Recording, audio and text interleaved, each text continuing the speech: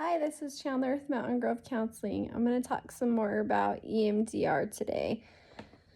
If you remember, what I talked about before was that EMDR stands for eye movement desensitization and reprocessing, which is a trauma therapy. So EMDR is actually a three-pronged approach. So yes, big words, I know. What that means is that there's a focus on the past, the present, and then the future. And so what we do is we identify targets, or essentially memories from your past.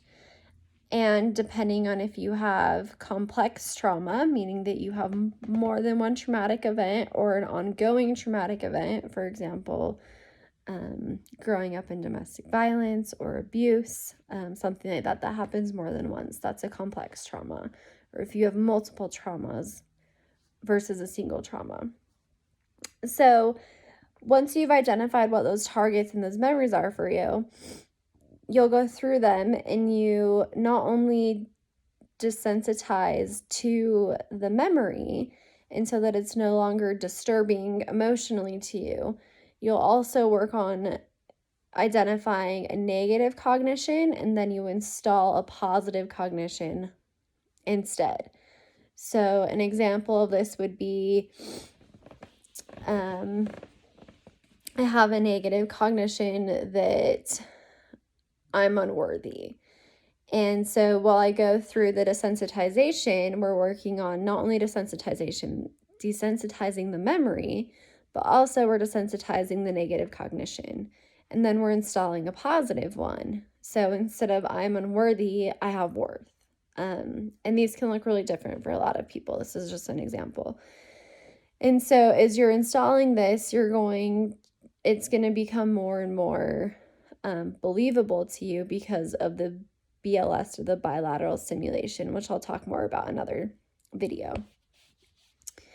So once you kind of go through those for your past targets that you've identified or past memories, then you'll also do that middle one, which is present. So after you've kind of cleared out and desensitized and don't have more of a neutral or no disturbance to these memories, what still remains in your present that really bothers you or what triggers you? And then you go through and you do a really similar thing with those where you're desensitizing to them. And you're also installing a positive cognition for them.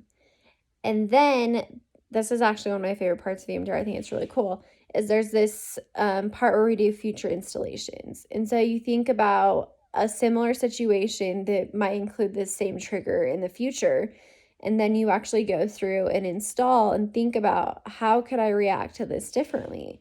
And so there's different techniques to kind of go through this, but essentially it's all really similar. And so I think one of the things that's really powerful about EMDR therapy is that it's not just targeting one aspect. You're going back and going through the past because we know that our memories build on those. And then you're going through the present as well as how would I like to react to this differently in the future. So it's pretty powerful stuff.